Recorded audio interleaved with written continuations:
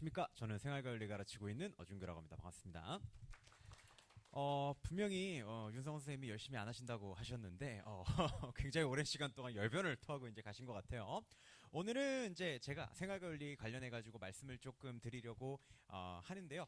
두 가지 얘기를 간결하게 이제 말씀을 드리려고 합니다. 사실 이 사문도 그렇고 생윤도 그렇고 다수의 선택을 받는 이제 과목이다 보니까 뭐 저희 과목을 선택해 주세요라는 얘기를 사실 안 해도 어차피 돌고 돌아 결국 이 과목으로 오게끔 되어 있어요. 그래서 사실은 어떤 과목을 선택해야 되는가에 대한 기준을 제시해 드리는 것이 어차피 아마도 사문생윤을 제일 많이 하지 않을까라는 생각이 들지만 그래도 이 사회탐구를 선택함에 있어서 지켜야 되는 중요한 원칙들에 대해서 좀 말씀을 드리려고 하고요. 무엇보다 제가 이제 이해하고 학생들을 가르치는데 가장 중요한 방향, 이 생활관리를 선택했을 때 학생들의 공부법이 어떻게 돼야 하는가 하는 부분을 좀 말씀을 드려보도록 하겠습니다. 저는 어준규라고 하고요. 고려대학교를 이제 우수한 성적으로, 정말 우수한 성적으로 졸업을 했습니다. 그리고 메가스터디 온라인에서 현재 이제 윤리와 사회문화를 가르치고 있고요. 저도 사회문화를 가르칩니다. 대치러셀에서 하지 않을 뿐 대치러셀 그리고 목동시대인재에서 이제 수업을 하고 있습니다. 제가 뭐 이렇게 옛날에는 이제 제가 딱 이제 강연에 딱 올라서게 되면은 와 저렇게 어린애가 강사를 한단 말이야 라는 반응이 있었는데 지금은 이제 연식이 좀 돼가지고 더 이상 그런 얘기는 나오지 않는데 올해 벌써 제가 22살에 학원에 나왔습니다. 근데 제가 올해 32살입니다. 그래서 이제 11년 차네요. 그죠? 이제 그래서 그렇게 이제 가르치고 있는데요. 굉장히 이른 나이에 그런 얘기가 있죠. 그 27살에 제가 메가스터디하고 계약을 했는데 27살에 메가스터디하고 계약한 강사가 딱 둘이래요. 지금 수학에서 1등을 달리는 현루진 선생님 그리고 저 이렇게 둘이 딱 이제 계약을 했고 아마 인강에서 고등학교 3학년을 가르치는 강사 중에서는 메가스터디에서 제가 제일 어릴 겁니다. 하지만 11년 차 강사다라는 말씀을 좀 드리고 싶고요. 제가 항상 드리는 얘기예요. 사탐이라고 하는 거 저의 이론 중에 하나고 제가 매번 설명회를 할 때마다 말씀드리는 건데 학생들도 그렇고 학부모님들도 그렇고 이 사탐에 대해서 조금 이 아니란 생각을 많이 가지고 계신 분들이 많아요. 예를 들어서 국영수는 설명회를 들으면 누구를 들을까 이걸 이제 고민을 하신다면 사탐은 설명회를 들으면 사탐을 들어야 될까 뭐 이런 관점을 가지고 이제 사탐 설명회를 사실 들으시는데 제가 매번 이 사탐 설명회를 할 때마다 말씀을 드려요. 사탐은 버스 전용차로 같은 과목이다 이렇게 제가 말씀을 드려요. 왜냐? 그 똑같이 경부고속도로를 이렇게 달리면요. 같은 거리를 달려도 버스 전용 차로로 달리는 게 당연히 일반 차로보다 훨씬 빨라요. 왜냐? 뭐 버스 전용 차로라 그래가지고 키로수가 적은 게 아니거든요. 근데 이유는 뭐냐면 내 앞에 차가 이렇게 많은 차로가 있고 차가 이렇게 비어있는 차로가 있으면 당연히 빈 차로로 달리면 같은 거리를 가도 훨씬 빨리 달릴 수 있잖아요.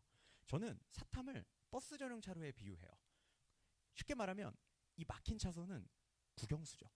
왜냐? 제가 애들한테 10월달 얼마 전에 이제 수능 보기 전까지도 제가 애들한테 맨날 했던 얘기가 뭐였냐면 야, 너 수학을 몇 년 공부했어? 이렇게 물어봐요. 그럼 우리 애들이 수학을 몇 년 공부했겠어요? 초등학교 1학년, 2학년 뭐 필즈부터 시작해서 황소니 뭐니 해가지고 거의 한 10수년을 공부했잖아요. 10년을 공부했잖아요. 제가 애들한테 얘기해요. 야, 지금 네가 받고 있는 그 수학 점수는 사실상 10년 공부의 결과야. 그러면 네가 솔직히 10월부터 지금 한 달 공부한다고 그 수능 수학 성적이 바뀌겠니? 이렇게 물어봐요. 안 바뀌죠, 사실. 근데 사탐은 좀 달라요. 왜냐? 사탐은 거의 대부분의 학생이 10개월 정도를 공부하는 과목이에요. 그리고 모든 커리큘럼이 그렇게 설계가 되어 있어요. 정말 많이 공부한 친구가 그래 봐야 20개월 공부해요. 재수해서. 그죠? 사탐은 또 과탐에 비해서 재수생 비율도 그렇게 많지 않기 때문에 상대적으로 고인물이라고 하죠. 오랫동안 공부를 한 사람의 비중이 적어요. 제가 10월 달마다 애들한테 해주는 얘기가 뭐냐면 야, 수능이 30일 남아도 그 한 달이 너 10달 공부한 거잖아. 네 공부량의 전체 10%나 차지하는 과목이야. 그런 얘기를 해줘요. 이게 무슨 얘기냐? 국영수는 사실 이제까지 누적된 아이들의 실력 그리고 사실 국영수는 학원을 안 보내는 사람이 없어요. 이미 과투자가 이루어진 과목이죠. 하지만 사탐은 이미 어머니들 마인드 속에서 보낼까 말까를 고민하는 과목이에요. 그러면 상대적으로 투자를 했을 때 어떻다? 과투자가 이루어지는 과목보다는 남들이 할까 말까 고민하는 과목에 투자를 했을 때 훨씬 더 성적의 상승 가능성이 높을 수밖에 없다. 라는 말씀을 좀 드리고 싶어요.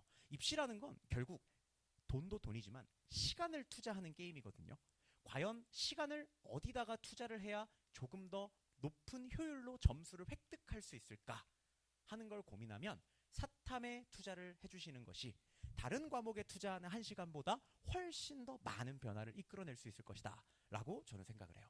그래서 사탐에 투자하는 걸 제가 첫 번째로 말씀드리고 싶은 건 뭐 제 강의를 들어라 이런 것보다도 사탐에 투자하는 걸 좀 학생들도 학부모들도 아까워하지 않았으면 좋겠다라는 생각을 해요. 왜? 같은 1시간을 투자해도 그 1시간은 아이의 전체 공부량에서 따져가는 비율을 봤을 때 사탐이 국영수보다 훨씬 높기 때문에 결국 1시간을 공부했을 때 표점이 1점 오를 가능성은 사탐이 훨씬 더 높다는 거죠. 그래서 사탐에 투자하는 시간을 아까워하지 마셨으면 좋겠다라는 말씀을 드립니다. 그러면 사탐은 선택을 요구하는데 어떤 과목을 선택할 것인가에 대한 이야기를 간단하게 좀 드려보도록 하겠습니다. 일단은 뭐 어떤 과목이든 간에 개념의 양이 가장 작은 과목이 이 선호도가 높을 수밖에 없죠. 왜냐하면 이 개념의 양이 왜 중요하냐. 사실 개념량을 이렇게 쭉 깔아놓고 보면요, 그 개념양 자체가 엄청나게 차이가 나지는 않습니다. 예를 들어서 여기에 없는 과목들, 뭐 역사 과목이나 정치와 법이나 뭐 이런 과목들이라고 하더라도 이 공부량 차이가 많이 나진 않아요. 그래 봐야 개념 강의로 따지면은 예를 들어서 정치와 법 같은 과목이 이거보다 몇 분 정도 더 많을 뿐이냐, 한 3,400분 정도 더 많을 뿐이에요. 근데 이 3,400분이라고 하는 게 그냥 우리가 시간적으로만 따져보면은 뭐 한 5시간 정도 많은 거 아니야? 5시간은 사실 별거 아니잖아요. 학원 2번 더 나오면 5시간이거든요. 근데 이게 문제가 뭐냐면 탐구는 결국 암기를 가장 베이스로 하는 과목이기 때문에 반복을 해야 됩니다. 그러면은 여기서 이제 어떤 차이가 발생하냐?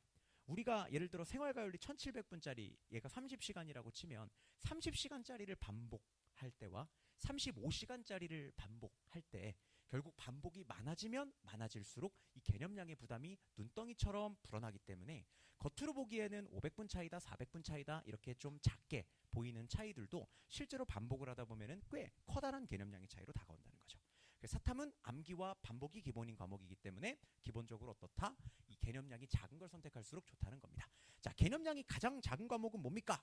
제가 생윤을 가르치긴 하지만 개념량이 가장 작은 과목은요, 단언컨대 사문입니다. 사문은 개념량이요, 지금 제가 개념과 도표를 합쳐놓은 시간을 말씀을 드렸어요. 근데 개념만 순수 따지면 제가 개념을 8주 가르칩니다.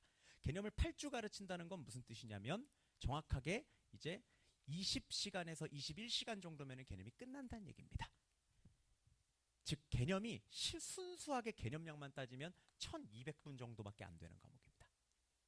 그렇기 때문에 개념량이 작은 과목이 뭐냐라고 물어보면은 이건 사탐강사 어떤 과목을 가르치는 사람이어도 부정할 수가 없습니다. 사문이 가장 작습니다.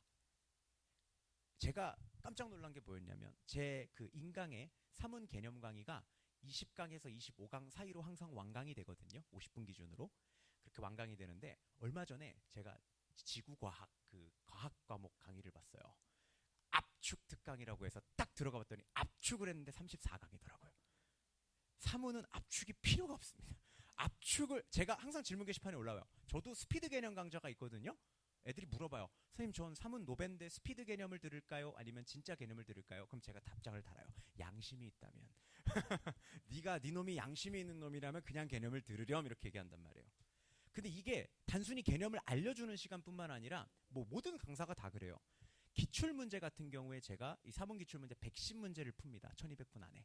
그래서 이게 개념을 알려주는 시간만 있는 게 아니라 문제 푸는 시간까지 합쳐가지고 1200분이니까 그냥 상대가 안 돼요. 다른 과목들하고. 단 이제 제가 1700분이라고 써놓은 이유는 뭐냐? 제가 생윤을 가르치기 때문은 아니고, 자, 왜 그러냐면 도표라고 하는 게 있죠. 사문은 17문제 개념이 나오고요. 도표라고 하는 자료 분석 문제 3개가 나오는데요. 이 자료 분석 문제의 유형을 공부하는데 이제 약 한 500분 정도가 또 들어갑니다. 한 달 정도 시간이 좀 필요해요. 그래서 실질적으로 사회문화도 개념과 도표를 모두 이제 끝낸다고 생각하면 몇 분이 걸린다? 이제 1700분 정도가 걸리는데 생활과 윤리가 비슷하게 걸립니다. 그래서 사문과 생윤은 사실상 실질적으로 기초 개념에 투자하는 시간을 따져라라고 얘기하면 거의 똑같다 이렇게 말할 수 있습니다. 그래서 다른 과목들에 비해서 상대적으로 개념량이 한 500에서 한 400분 정도가 적다라고 생각하시면 될 것 같아요. 그래서 제일 중요한 게 결국에는 학습량이 적으면 반복을 할 용의만 있다면 반복을 했을 때 학습 효율이 극대화되기 때문에 개념이 작은 과목을 선택해야 되고 그 결과가 이거라고 보시면 됩니다. 결국에는 가장 많은 선택을 받는 과목이 생윤과 사문인데 그 이유가 뭐 때문이냐? 결국에는 가장 개념량이 작고 반복이 용이하기 때문이다. 이렇게 이제 이야기할 수가 있습니다. 그런데 자, 다음이죠. 이제 과목별 특징. 그래서 제가 이제 이거를 좀 궁금해하실 것 같아서 특징을 좀 정리를 해놨습니다. 읽어보시면 될 것 같은데 사회문화는 정말 좋은 과목이에요. 제가 뒤에도 써놨지만 제가 제 조카가 있거나 제가 아는 학생이 있을 때 선생님 저 한 과목만 해야 돼요 라고 얘기하면 뭘 추천할 거냐? 전 단언컨대 제가 생윤도 가르치고 윤사도 가르치고 사문도 가르치는데요. 무조건 사문 추천합니다. 왜냐면 아까 말씀드렸듯이 그냥 개념량이 매우 적어요. 특히 뒤늦게 사탐론을 내가 한다 6월달에 무조건 사문하시는 게 좋습니다. 압도적이에요 그냥. 근데 이제 사문에 단점이 하나가 있어요. 그게 뭐냐면 여기 보시면 타임 어택이 존재한다라고 되어 있는데 이 30분에 20문제를 풀어야 되는 과목인데 이게 암기보다는 자료 분석 같은 건 시간이 좀 걸리기 때문에 30분 안에 이거를 전부 다 마치는데 조금 어려움을 겪는 친구들이 있습니다. 그러니까 주변에 이 선배들 중에서 너 사문 망했어 하는 대부분의 사람들은 뭐 때문에 망하냐면 이 시간 압박 때문에 망합니다. 이게 가장 시험 운용의 어려운 부분 중에 하나예요. 아무래도 특히 초시 처음 이제 시험을 보는 현역 친구들 같은 경우에는 이 수능 시험이 상당히 긴장된 상태에서 시험을 보기도 하고요. 또 문제가 낯설기 때문에 한번 긴장을 해서 이상한 데서 문제가 한번 페이스가 꼬이면은 이것 때문에 이제 시험 전체 운용이 조금 망가지는 케이스들이 조금 있습니다. 그래서 그게 이제 조금 어렵다라고 볼 수가 있겠죠. 그게 결국에는 사회문화의 중요한 변별 포인트이기도 합니다. 그렇잖아요. 20시간짜리 과목이에요. 이거를 듣고 만점이 안 나오면 이상한 거 아닙니까? 근데 그걸 가지고 어쨌든 변별을 하는 게 시험의 역할이잖아요. 그러니까 일부러 시간이 끌리는 문제도 많이 넣고 자료 해석도 일부러 복잡하게 문제를 만들어서 시간 안에 문제를 풀어내지 못하게 이제 출제를 하는 거죠. 그래서 이 부분이 이 가장 이제 중요한 사문의 변별 포인트라서 그런 부분이 조금 취약한 친구들이 이제 상담을 많이 써요. 뭐라고 하냐? 이번 벌써 이제 재수를 결정한 친구들이 많기 때문에 그런 친구들이 질문 게시판에 와서 이번에 좀 타임어택 때문에 제가 좀 망했는데 이 다른 과목으로 뭐 하면 좋을까요? 그때 이제 아주 중요한 과목이 바로 생윤이다. 이렇게 이제 이야기할 수가 있겠죠. 그래서 생윤 같은 경우에는 제일 중요한 장점이 타임어택이 없습니다. 윤리 과목이다 보니까 읽고 문제를 푸는 거예요. 근데 대부분의 학생이 30분 시험 주면 20분, 제가 실제로 모의고사 볼 때도 25분밖에 안 주거든요. 충분히 다 풉니다. 알면 알고 모르면 모르는 겁니다. 그렇기 때문에 많은 학생들이 타임어택이 없이 문제를 좀 풀어갈 수가 있다라고 하는 부분이 좀 장점이다 이렇게 볼 수가 있겠죠. 근데 이제 좀 단점이 있다면 이 국어적 능력을 요구한다라는 게 조금 단점이에요. 근데 이게 어떤 거를 좀 의미하는지 그거를 제가 조금 이따가 한번 말씀을 드릴게요. 저는 뭐 어차피 솔직하게 말씀드려요. 선택자가 많은 과목이기 때문에 뭐 꼭 제 과목 선택해주세요 뭐 그러지 않아도 먹고 사는데 지장이 별로 없습니다. 그렇기 때문에 솔직하게 제 소회를 말씀드리는 거예요. 제가 또 많이 가르치니까. 윤사는 생윤과 윤사 제가 뒤에도 써놨지만 할 거면 두 과목을 다 할 거다. 그러면 이렇게 조합으로 가는 게 아주 좋습니다. 왜냐? 이 두 가지가 몇 문제 정도가 겹치냐면요. 약 3문항 정도가 겹칩니다. 정확하게 똑같은 내용에서 똑같이 문제가 나오는 게 3문항 정도가 있어요. 그렇기 때문에 20문제밖에 없다 그랬죠. 사탐은. 그러면 3문항이면은 15%입니다. 무려. 그죠? 개념량의 감축이 있습니다. 그래서 같이 했을 때 조금 시너지가 난다. 이렇게 이제 볼 수가 있습니다. 지리, 정법, 경제, 역사는 제가 가르치지 않는 과목이기 때문에 간단하게 장단점만 조금 써놨는데 제가 이제 한 가지 조금 안타까운 건 어떤 거냐면 자, 이런 거예요. 그러니까 피해야 된다라고 우리가 이야기를 할 때 좀 피해야 되는 것 중에 하나가 어떤 게 있냐? 좀 경쟁자의 성적대를 우리가 좀 볼 필요가 있겠죠. 이왕이면 나랑 경쟁하는 친구들이 잘하면 좋아요, 못하면 좋아요. 아유, 그 뭐 못한다고 얘기하면 좀 그렇지만 나랑 경쟁하는 친구들이 조금 이제 착한 친구들이면 좋잖아요. 그죠? 이제 그런 걸 봤을 때 우리가 보통 지표로 삼는 게 뭐냐면 그 친구들의 국영수 성적입니다. 이게 사설 모의고사를 보면 데이터가 다 나와요. 선택 과목별 선택자의 국영수 성적 평균. 거기서 우위에 있는 과목이 즉 상대방 성적대가 조금 낮은 과목이 아무래도 요 두 과목이 조금 낮습니다. 상대적으로. 비교적 높은 과목은 제가 말씀드리긴 조금 어렵지만 어떤 과목이라고 말씀을 드리긴 조금 어려운데 뭐 그렇습니다. 그러다 보니까 이 좀 그런 면에서 우리가 선택을 할 때도 조심해야 되는 부분이 있을 수가 있죠. 지리 같은 경우에는 요즘 지리 선택자 되게 많이 늘어나고 있습니다. 근데 제가 하나 좀 말씀드리고 싶은 게 이과인데 내가 사탐론을 한다. 그런 친구들이 세계 지리를 처음에 되게 많이 건드려요. 근데 개인적으로는 저는 세지도 해봤고 한지도 해봤거든요. 제가. 근데 개인적으로는 제 입장에서 그냥 간단하게 팁을 드리면 저는 개인적으로 한지가 조금 더 나은 것 같다는 생각은 해요. 왜냐? 이게 세지를 애들이 선택하는 로직이 뭐냐면 지구과학을 버리고 런친 애들이 지구과학이랑 세지랑 겹치는 게 있어요 해가지고 들어와요. 어디가 겹치냐면 기후 파트가 겹쳐요. 제가 통사도 가르치거든요. 그래서 제가 지리도 알아요. 근데 정말 딱 그것만 겹쳐요. 근데 뭐가 문제냐면 세계지리는 출제 범위가 넓은데 암기를 되게 많이 요구하거든요. 근데 예를 들면은 세계지리는 단점이 뭐냐면 암기의 디테일이 좀 살아있어야 돼요. 석탄 수출국 1위가 어디냐? 예를 들면은 옛날에 호주였는데 지금은 인도네시아거든요. 이런 걸 외워야 된다든지. 대추야자 생산 1등 국가, 밀 생산 1등 국가 어딘 줄 아세요? 그런 걸 외워야 됩니다. 근데 애들이 그걸 모르고 그냥 기후만 생각하고 접근을 하는 거예요. 근데 세지와 한지를 풀어보면 기본적으로 추론이 가능한 걸 조금 더 내는 게 어느 쪽이냐를 따져보면 한지가 조금 더 추론이 가능한 걸 내요. 예를 들면 근데 한지도 똑같긴 하거든요. 호남고속도로 종점이 어디니 뭐 그런 걸 물어봐요. 애들은 호남이 어딘지도 모르는데. 근데 이제 그럼 물어보거든요. 예를 들어 영동고속도로 종점이 어디게 보는 거. 근데 이거 어른들도 모르는 사람 많아요. 영동고속도로 종점 모르시는 분들 많을걸요. 맨날 저 호법분기점에서 그냥 서울이나 오시지. 그치? 종점까지 잘 안 가시기 때문에. 그잖아요. 예를 들어 인천이 종점이다. 뭐 이런 거. 그죠? 근데 호남고속도로 같은 경우에는 저기 순천 쪽이 종점이에요. 광양 순천 이쪽이. 왜냐면 고속도로는 물류의 중심이니까 이제 공업 수출을 위해서 만들었겠죠. 많은 사람들이 군산이라고 착각을 한다는 거예요. 근데 군산은 쌀을 실어 나르는 용도로 일제가 사용했던 항구지 우리나라 제철소는 광양이랑 순천 쪽에 있으니까 그쪽으로 종점이 뚫어진다는 거죠. 이런 논리적 추론이 석탄 수출국 1위를 아는 것보다는 좀 더 낫다. 왜냐하면 이유를 대서 암기할 수 있으니까. 그래서 제가 지리 선생님들한테도 물어보면은 사실 이과적인 추론은 세지보다는 한지가 조금 더 낫다라는 얘기를 많이 하시더라고요. 뭐 요런 이제 포인트들이 있죠.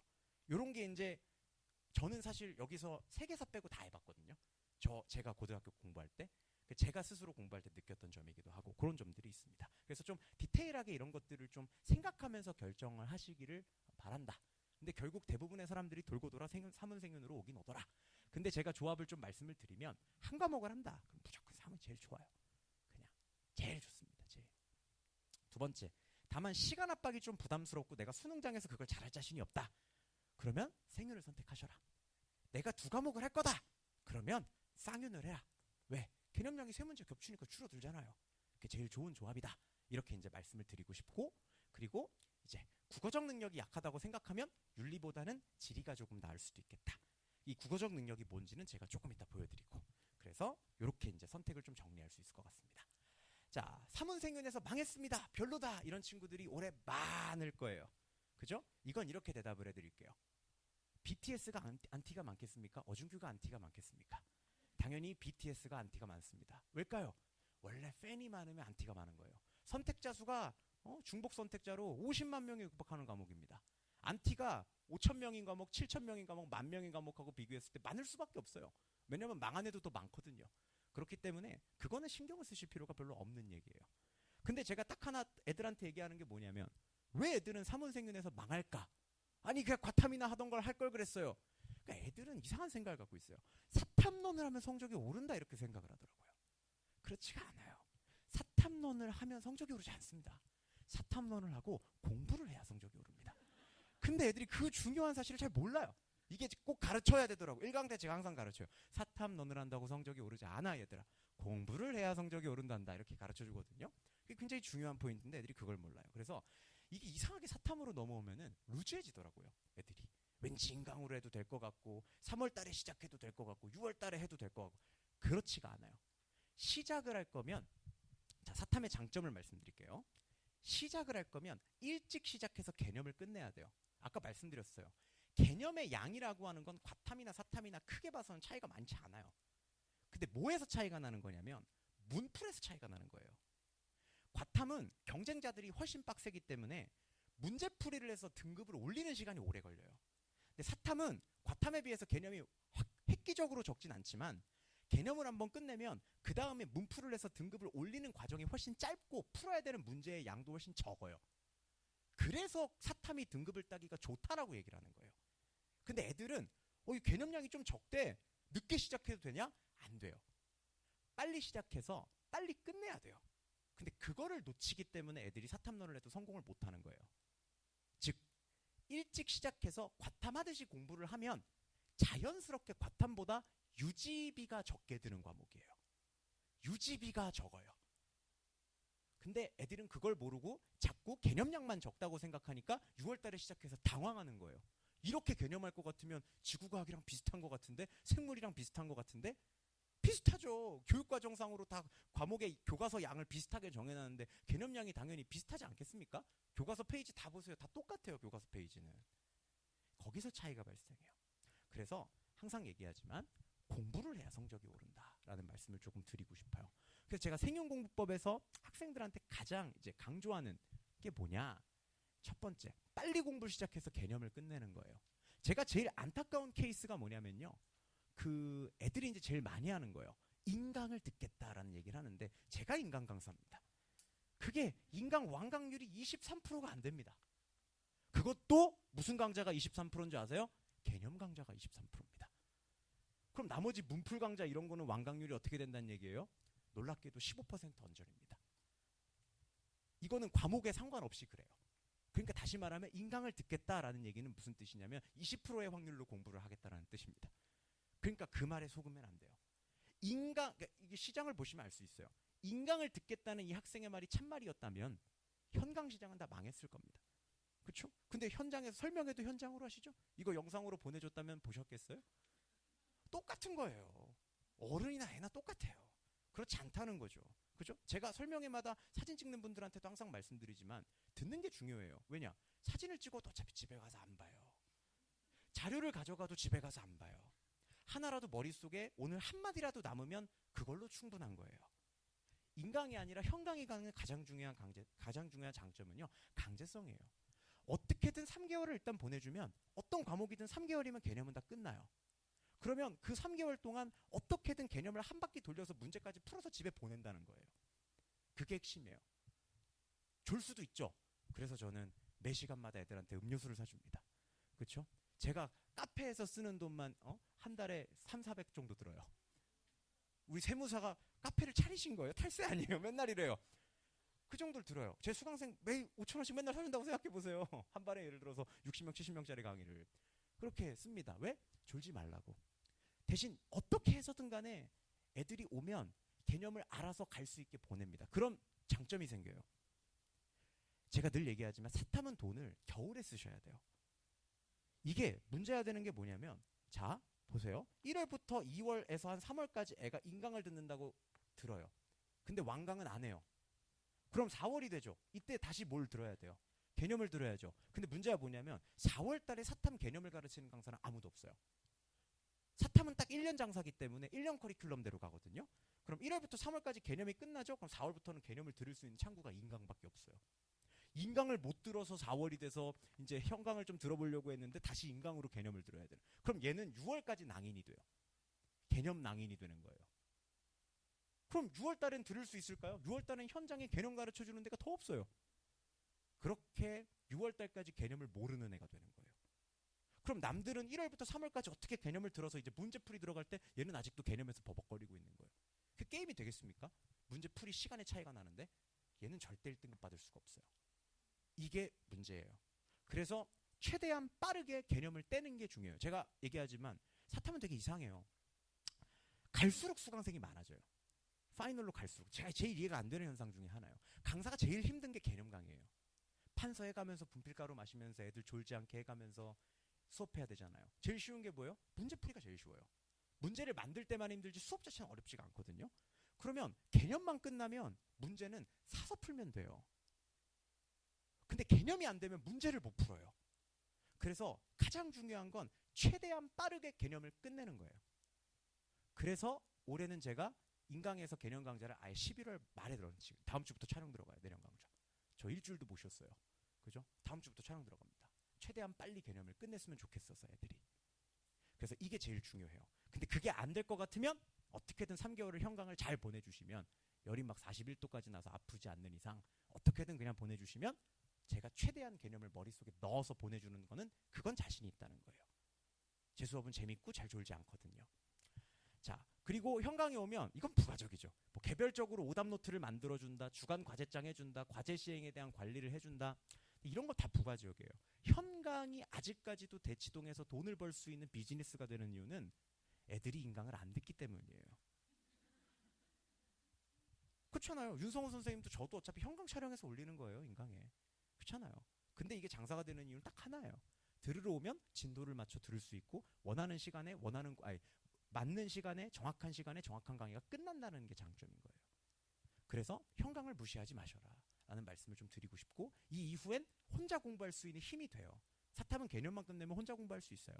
그렇기 때문에 개념까지 꼭 보내주시는 게 가장 중요하다. 그래서 1학기 중간 전까지 현역 기준으로 보면 이때까지, 내신 휴강 전까지는 꼭 들으시는 게 좋습니다.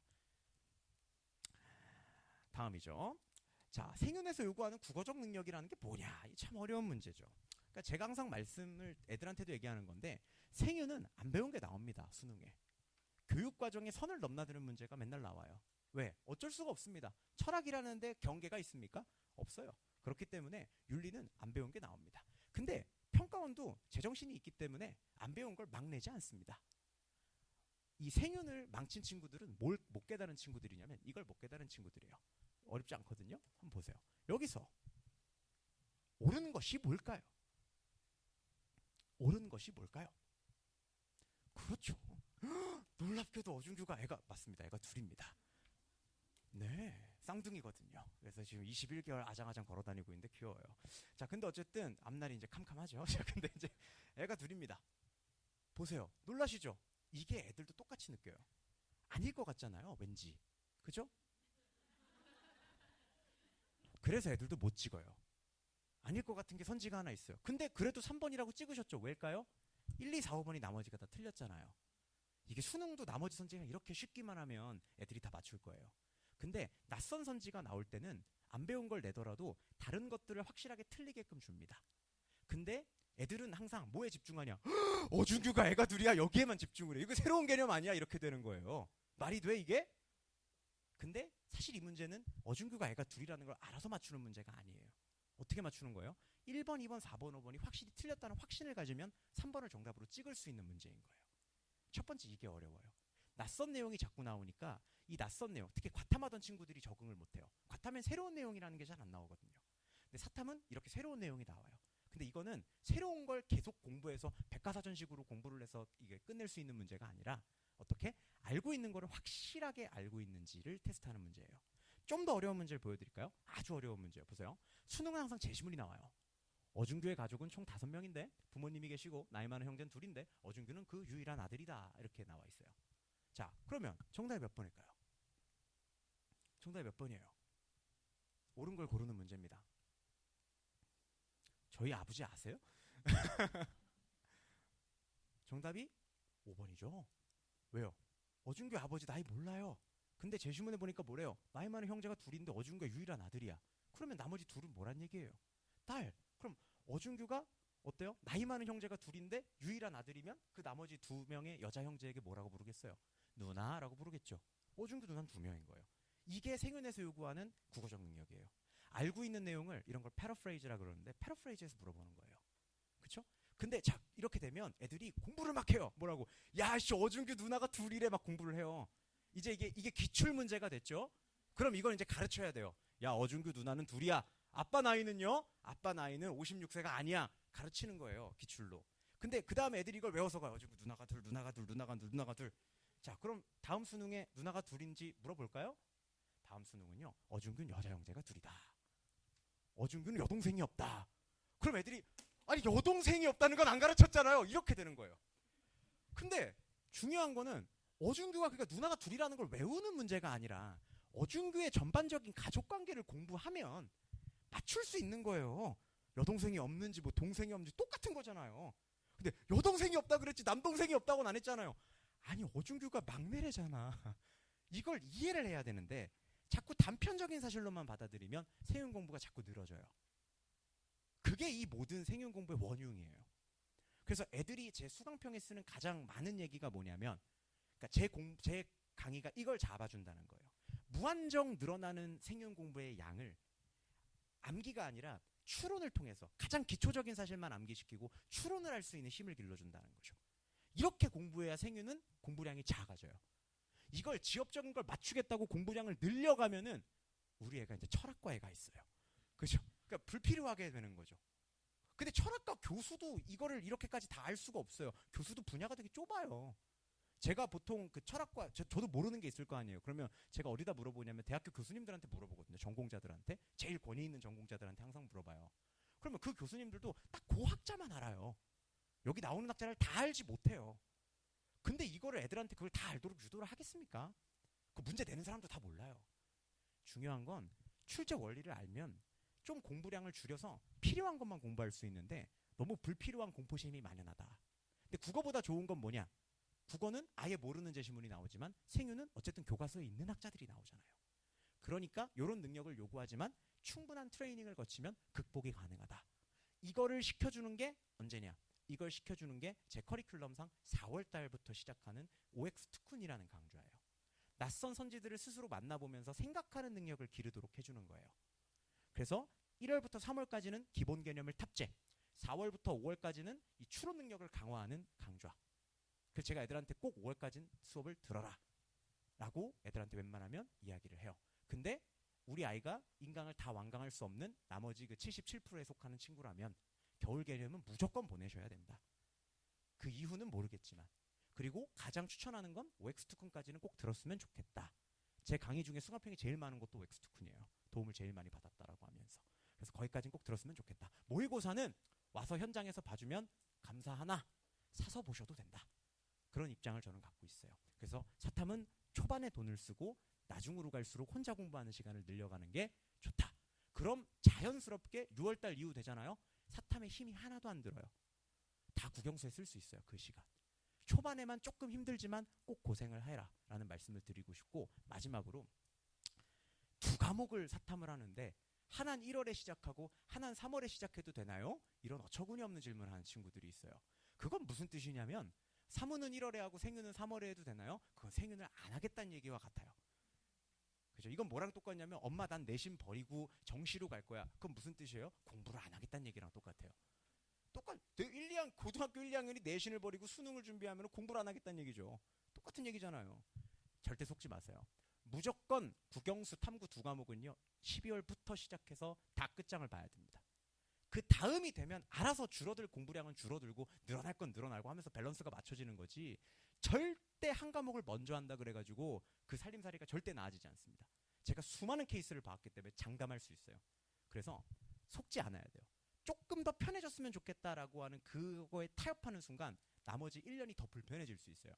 그렇기 때문에 반드시 타협 없이 탐구 두 과목도 다 국영수랑 똑같은 시점에 시작해서 나중에 가면 알아서 공부량이 줄어들어요. 사탐은 초반 공부량이 적어서 선택하는 게 아니라 유지비가 적기 때문에 선택하는 거라는 걸 꼭 기억하시고 겨울부터 시작하시길 기원하고요.